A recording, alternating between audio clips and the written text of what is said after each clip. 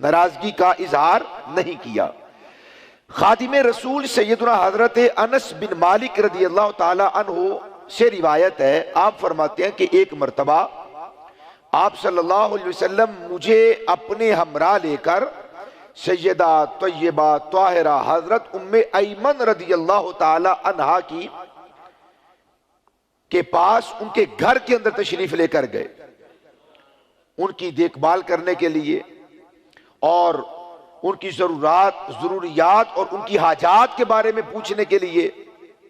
تو آپ صلی اللہ علیہ وسلم جب حضرت ام ایمن کے گھر گئے تو حضرت ام ایمن جنہوں نے پرورش کی ہے آپ صلی اللہ علیہ وسلم کی، انہوں نے دیکھا کہ دونوں جہانوں کے آقا و مولا اور مالک و مختار ہماری جانوں کے وارث امام الانبیاء صلی اللہ علیہ وسلم تشریف لائے ہیں، تو انہوں نے جلدی سے مشکیزے سے پانی بھرا اور پانی بھر کے آقا کریم علیہ السلام کی بارگاہ میں پیش کیا، ان کی بارگاہ میں پیش کیا۔ حضرت انس کہتے ہیں کہ آپ صلی اللہ علیہ وسلم نے وہ پانی حضرت ام ایمن کے ہاتھ سے نہ لیا اور پانی نہ پیا، شاید آپ کا روزہ تھا یا کسی اور وجہ سے، یہ حضرت انس فرماتے ہیں کہ حضور کا روزہ تھا یا کسی اور وجہ سے آپ کی طبیعت نہیں تھی پانی پینے کی، تو آپ نے انکار کر دیا۔ ذرا صرف میری گفتگو کو نہ سنیں، اپنے ایمان کے پر لگا کے اپنی روح کو ذرا وہ 14 صدیاں پیچھے لے کر جائیں کہ حضور تشریف لے کر آئے ہوں اور گرمی کے اثرات ہوں اور پیاس کے اثرات حضور کے لبوں سے ظاہر ہوتے ہوں، اور ایک والدہ، ایک بوڑھی خاتون اپنے جوان سال بیٹے کو دیکھے کہ پیاس کے اثرات ہیں، وہ کتنی محبت، کتنی شفقت اور ممتا کی کس گہرائی کے ساتھ پانی پیش کرتی ہوگی ایک بوڑھی خاتون۔ ام ایمن رضی اللہ تعالیٰ عنہ نے جب حضور کی یہ اثرات دیکھے تو پانی پیش کیا، حضور نے نوش نہیں کیا۔ حضرت انس کہتے ہیں کہ شاید حضور کا روزہ تھا یا آپ کی طبیعت پہ گرا تھا کہ آپ پانی پینا نہیں چاہتے تھے، تو جب آپ نے پانی وصول نہ کیا فجعلت تسخب علیہ، فجعلت تسخب علیہ، یہ امام مسلم اس کو صحیح مسلم کے اندر نقل کرتے ہیں۔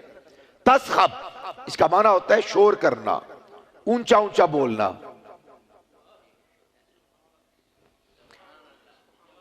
میں تو ہر روز یہ مظاہرہ کرتا ہوں ناشتے کے وقت، اماں پیچھے پیچھے ہے، بچے آگے آگے ہیں، کوئی بیگ تیار کر رہا ہے، کوئی یونیفارم پہن رہا ہے، کسی کو سکول جانے کی جلدی ہے، کسی کا کوئی مسئلہ ہے، کسی کی کوئی ٹینشن ہے۔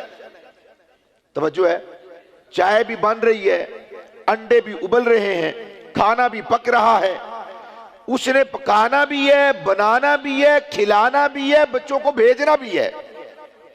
شاید ایک ماں کے 10-20 ہاتھ ہوتے ہیں جو یک بیک وقت ایک ہی ٹائم میں وہ 20 کام کر رہی ہوتی ہے، تو وہ جو دوڑ ہوتی ہے، وہ جو چیخ و پکار ہوتی ہے ممتا کی، میں تو ہر روز سنتا ہوں اللہ جن کے پاس یہ اولاد نہیں ان کو بھی اولاد دے اور یہ محبت بڑے لمحات دیکھنا نصیب فرمائے۔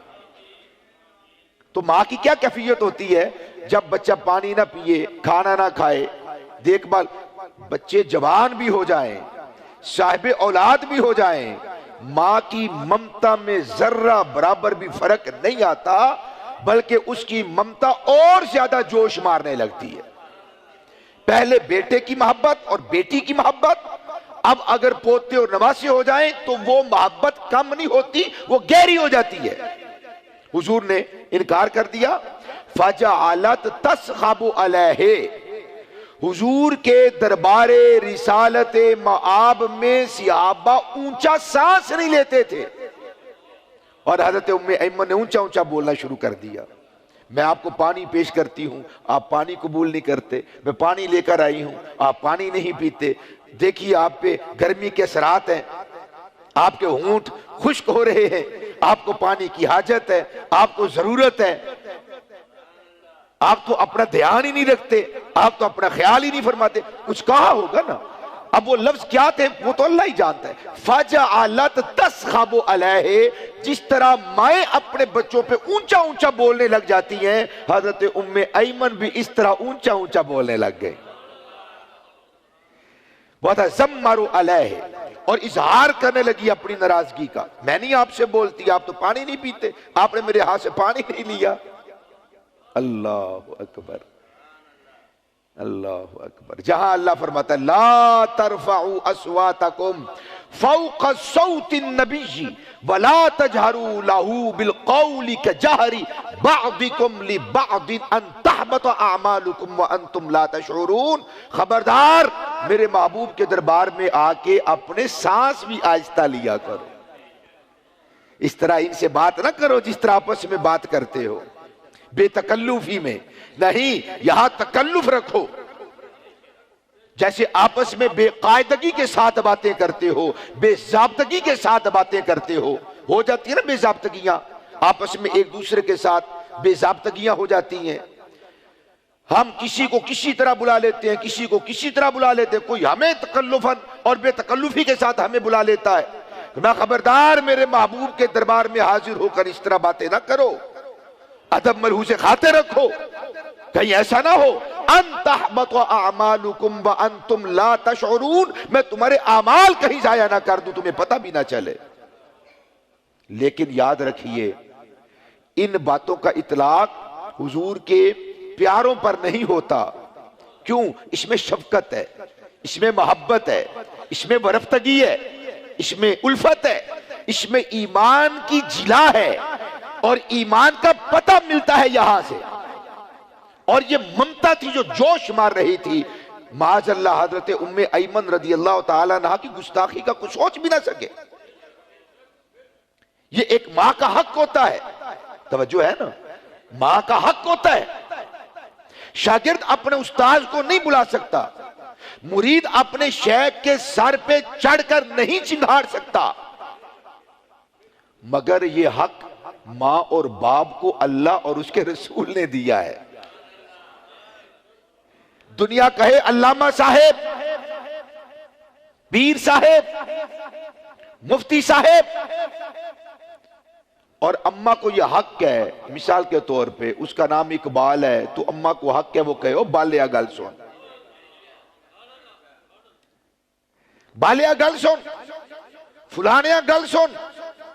یہ ماں کی ممتا ہے اس کے اندر، ماں کی ممتا ہے. خدا کی قسم لوگ بڑے بڑے ٹائٹل دیتے ہیں، القابات دیتے ہیں، ان میں وہ مزہ نہیں ہے جو اماں کی اوے کے اندر مزہ آتا ہے.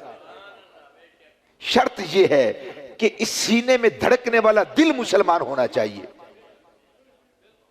اس سینے میں دھڑکنے والا دل مسلمان ہونا چاہیے. ابے کی اوے کے اندر بھی مزہ ہے، ماں کی اوے کے اندر بھی خدا کی قسم لذت ہے. کان جب یہ محروم ہو جاتے ہیں اوے سننے سے، بندہ پھر منہ چھپا چھپا کے روتا ہے. القابات پکارنے والے، عزت سے احترام سے بلانے والے، قاعدہ قانون سے بلانے والے تو آپ کو ہزاروں ملیں گے، مگر اوے کہہ کر پکارنے کا حق ماں اور باپ کو ہوتا ہے. یہ کبھی بھی اپنے والدین سے حق